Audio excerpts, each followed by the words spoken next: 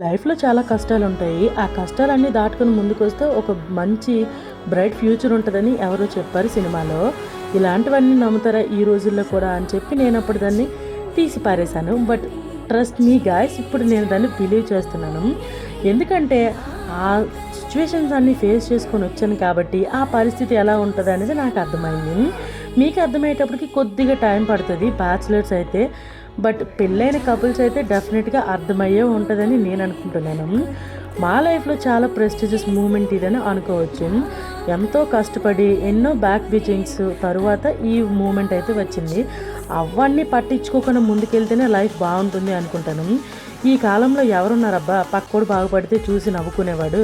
పక్కోడు బాగుపడతాడా వాడి మీద చూసి కుళ్ళుకునే వాళ్ళు తప్పించి, వాడు బాగుపడుతున్నాడు కదా కొద్దిగా పైకి వెళ్తున్నాడు సపోర్ట్ చేద్దామని చెప్పి ఎవరు అనుకోరు.